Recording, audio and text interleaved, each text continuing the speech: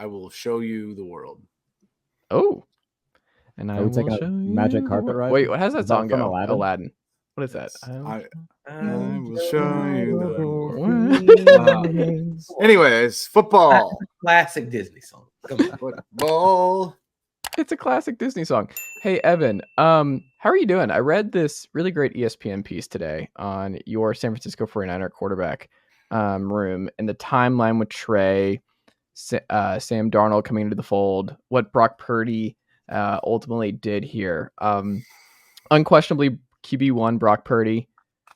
There's debate who's going to be QB2 between Trey Lance and Sam Darnold. Unquestionably, Brock Purdy, who has looked very not good this camp so far. Well, it's still relatively new. Yes. He's coming back from a UCL injury.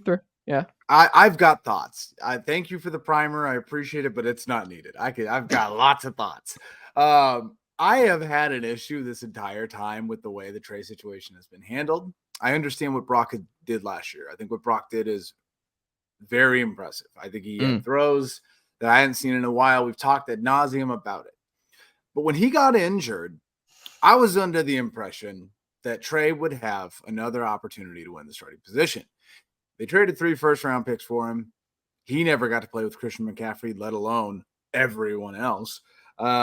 I just assumed that they were like, hey, we're going to let the best man win, but Brock's obviously got the edge as he did what he did. He went undefeated before the NFC Championship game. I think that would be fair. They didn't do that. They said Brock is the guy all the way through. Shout out to Jeff Christensen. Very, very good, QB trainer, QB coach, whatever you want to call it. He has been working with Trey all offseason. Trey had been working with multiple people before this offseason. He had worked just primarily with Jeff, and Jeff has worked on a lot of things. Trey has looked really good in camp so far. Today, he had what people called his best day of camp since he became a 49er. Camp is not the end all be all. We all know this. Brock Purdy is coming back from a UCLA injury, like you mentioned. UCL injury, not a UCLA. Went down with a case of Chip Kelly. Yeah. And so like obviously there's a lot of context, there's a lot of nuance to the circumstances. But what happened today is why I thought it would be a good idea to just have a competition. Who knows? Maybe Kyle Shanahan is out here like, I want Trey to I'm going to want him to earn it. Like I'm going to make him, I'm going to fire him up by giving the job to Purdy. Who knows? Maybe Purdy really is that guy. But so far, Trey Lance has looked like the better quarterback in the very limited time we've seen them in camp. And my thought has always been, you trade 3 first-round picks, you trade up to the number 3 pick in the draft, you take arguably at the time the second best player in the draft. I think, the second pick is quarterback. I would have assumed that they would have let it be a fair fight this offseason between Brock Purdy, who didn't get drafted very well at all, but obviously has done a lot of good since before the injury. What are your guys' overall thoughts from a non-biased perspective, because you're not 49ers fans, about how you would approach the QB situation currently? And I don't want to hear Sam Darnold's name one time. Anybody says Sam Darnold's name, I'm flying to. Well, can we also mention that there is a scout, an unnamed, he was either AFC or NFC executive who was like, Sam Darnold's playing meaningful snaps for the Niners. The scouts will put his name on it. The first That's thing fair. You say is the thing I told you not to say. I'm sorry. I thought we were going to go Darnold any farther, but that was we can talk about Darnold at the end if you need to, but I'm curious about your thoughts on how you would have approached this offseason with Trey Lance and Brock Purdy. I can't be paid to talk about the quarterback situation in San Francisco anymore. But since you asked me so nicely, I mean, but do you have any thoughts on the words that are coming out so far that Trey is looking significantly improved, yada, yada, yada? I don't know, man. Like, I think with the run that he had last year, like, I get why they want to, I think Brock's kind of earned the right to go into camp as the one, just because we've seen a lot more of him than we have of Trey Lance. And what we saw of Brock Purdy last year is he played well in the system. They won a lot. They made it to the NFC title game. And the thing with Trey is, he probably has the higher ceiling. It's just a matter of we don't know. Like how many live reps has Trey Lance had since 2020? Right. Not a lot.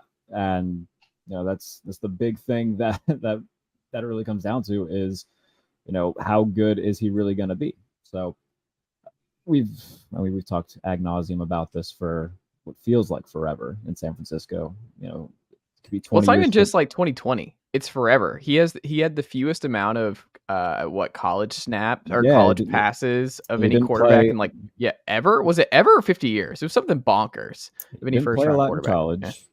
Because he had 318 or something total, something crazy at North Dakota State. So he was always viewed as this long-term project. And if you go through it, it's not even like a lot of it's Trey's fault. It was like the finger stuff, which was really unfortunate, where it made him throw differently over the course of the year. And then it just got progressively worse. And then he had to start over his throwing mechanics. And now he's working with different trainers. I feel like, and then obviously the ankle stuff, you can't really blame him for. No. And then the organization treated this whole thing super weird with Jimmy Garoppolo. Like, are they moving on? Are they keeping him? And they kind of botched that too.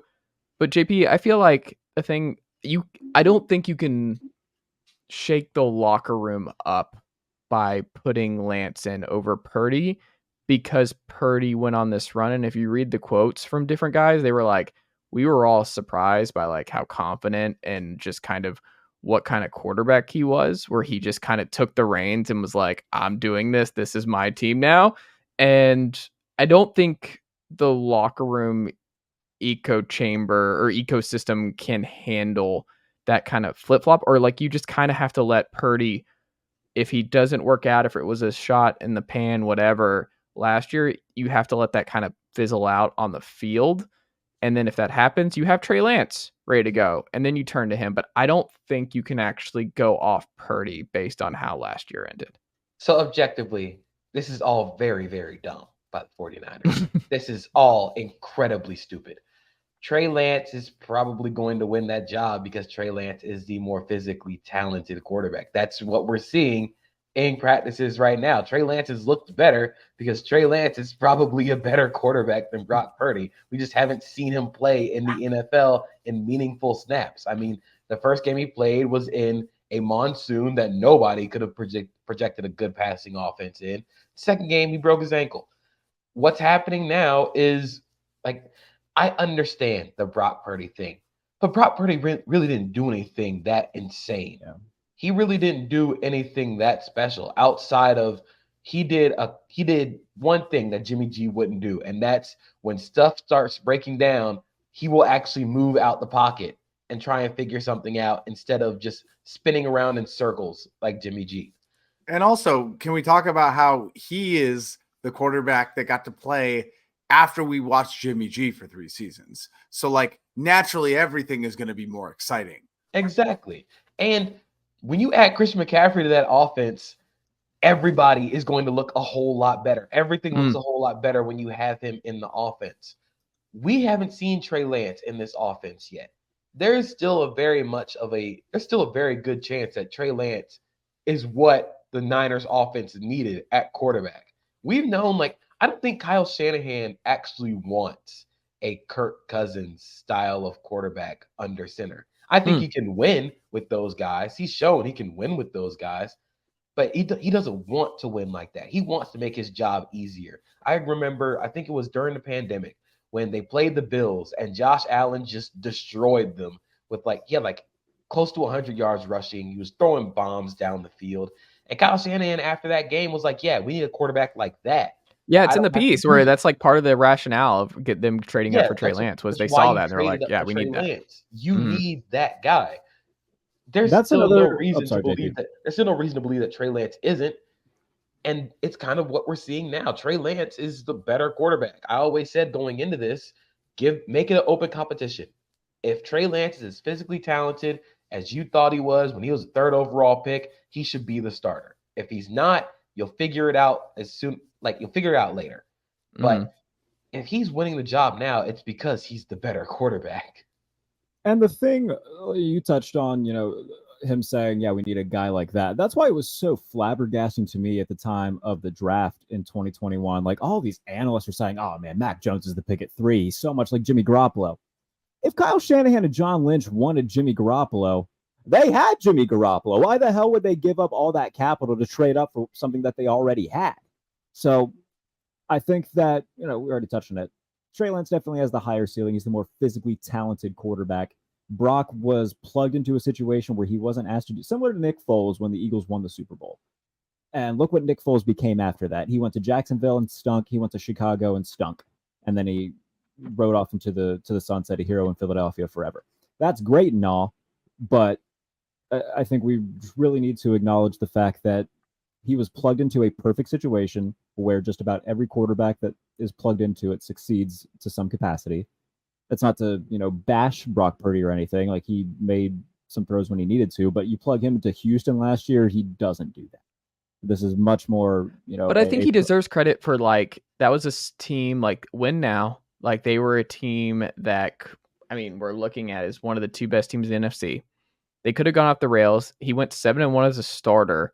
He didn't do dumb stuff. He could have imploded. He could have, the only thing I want to say that I wouldn't say he didn't do dumb stuff. Well, he did stuff. He was from a I just fan's think he perspective, deserves some credit for, like, just I was Mr. Irrelevant and I'm still, like, he carries himself and did stuff outside of the pocket, like he was the first round, like he was traded up for 3 first round. Well, no, but he literally Niners. was. He had multiple times a game for 7 games. He made throws that not only put points on the board when points were not expected, but he made throws where they were really impressive throws, no matter who the quarterback was. And he looked very good. But he also, like Jimmy, had Christian McCaffrey.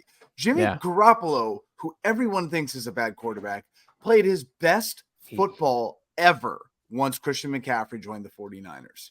So go back and watch the Arizona game where they just demolish a god-awful Cardinals team. Jimmy Garoppolo's stat line looks fantastic, but a lot of it was, I'm going to throw it 5 yards to Christian and let him run the other 65. So the only thing I will say, because I don't want it to go the entire time talking about that, some things that I think are really important right now with the 49ers to note. Brandon Ayuk looks like his time has come. He is here. I've been talking about Brandon Ayuk on this podcast since his rookie year about how he has the intangibles and the tangibles to be, an elite receiver in the NFL, an elite wide receiver one throughout all of Deebo's time, which was very well deserved of all the things that he was doing successfully. I always said Deebo's incredible. He's an offensive weapon. Wide receiver one is Brandon Ayuk. So it looks like we're going to get that. On top of that, second year Drake Jackson put some weight on, is looking really good. Javon Kinlaw, who is like always teetering on a bust because of injuries, they're saying is unguardable right now. And they traded for Hargrave from the Eagles, signed in the offseason because of the instability with Kinlaw. And now they might have both. There are really exciting things happening. I think that defense is going to be good again, folks.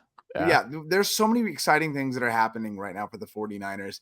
And it's like Tyrion Davis-Price, the running back that played, a couple fullback snaps last year because we had no idea what was going on. They're saying is one of the best looking people in the camp so far. What are you kidding me? Kyle might get another running back. Like, I'm telling you guys, I get the quarterback situation is wild, but if you're a betting person, every game you got to put money on the Niners. Here's the thing, though. The 49ers are turning into the Cowboys where every year it's their year, and then they end up just collapsing. So, but the difference is they go to the NFC Championship. That's great. And lose with Jimmy Garoppolo. That's fine. You have Dak, and you don't even get past the first round. I'll believe it. I'll believe it when it happens. Dak By the way, always catching strays in this podcast. Not me, Dak. Did you see that interception that he threw? Could have been fair Dak's not Dak Dak's throwing straight. 2 Dak respecters on this very show. I'm not a Dak disrespecter, but I'm definitely not like, he's the greatest thing since sliced. I'm somewhere in the middle. He's fine. Dak is a great top 15 quarterback.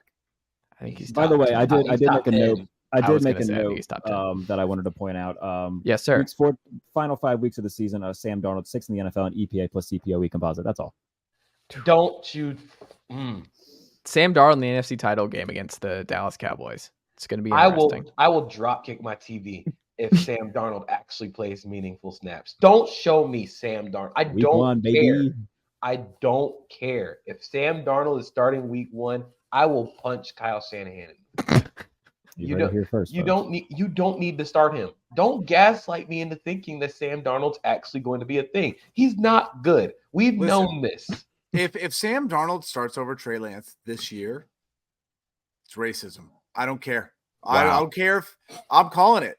There's Wow. no reason. There's no logical reason. After Wait, can what we have say though that seen. Sam Darnold should be QB2? Like no matter No, what, like he's the perfect no, QB2 because it's like no. he's the perfect backup. He's like No, he's that- told You know that who he's the not perfect gonna. backup is? That's why you Brock have Brock Purdy. Purdy. That's- No, Purdy's not a backup. Purdy's got Purdy is Purdy's got that absolutely a dog in backup. him. No, Purdy's Chase- a leader. Chase, He's not a don't run. backup. Brock Purdy is Brock do it. Purdy is like Don't- buttoned up Taylor Heineke. He's not Oh, even- I don't yeah. know about that. he's not No, even Brock buttoned Purdy up. is Taylor Heineke on a better team with That's a better exactly- roster he's and better literally coaching. He's literally just Taylor Heineke. Brock Also, Purdy was the last folks, pick in the draft. I'm thinking If- Taylor Heineke's going to play meaningful snaps for the Falcons Oh, at some we've been point on this that. year. But Brother. by week 10, he's the starter. Brother, Oh my God. we've been on this. We've been trying to tell you. We you have didn't tried wanna to listen. tell you. I'm I'm I'm a concerned Heineke Taylor fan. Heineke's hosting the, Falcons- first home playoff game for the Atlanta Falcons, The Falcons in their are new trying stadium. to hide- How about Falcons are Carson trying Wentz? to hide that quarterback. Chase, you might be Don't- rooting for Sam Darnold this year.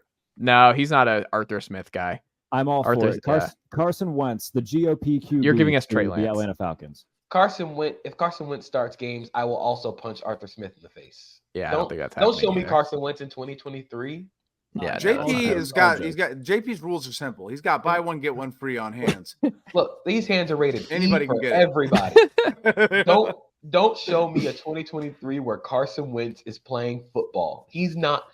Don't do it. Well, people loved our kangaroo fight conversation, so we're dangerously close to. I'm going sorry. into that. I admit it was a selfish reason of me to point out Carson Wentz simply because I called You him love the GOP. Carson. You can't quit him. No. Here's the thing. I called him the GOP QB.